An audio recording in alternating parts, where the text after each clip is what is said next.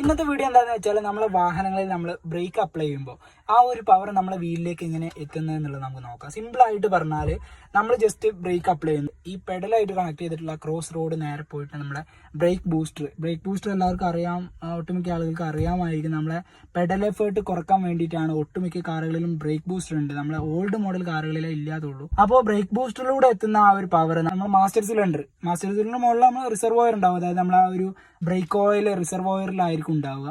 ആ ഒരു മാസ്റ്റർ സിലിണ്ടറിലൂടെ അത് നേരെ പിന്നെ പോകുന്ന നമ്മുടെ PCV വാൽവിലാണ്, പ്രഷർ കൺട്രോൾ വാൽവ്.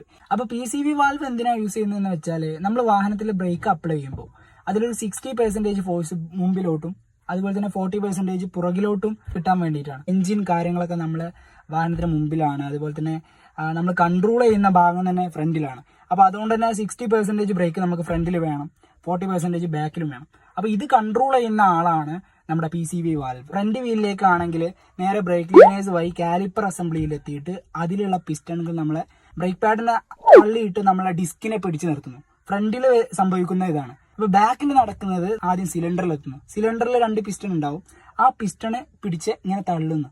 ആ തള്ളുന്ന എന്തിനു തള്ളുന്നത്? നമ്മളെ ബ്രേക്ക് ഷൂവിനാണ്, ബ്രേക്ക് ലൈനേഴ്സിനെയാണ് തള്ളുന്നത്.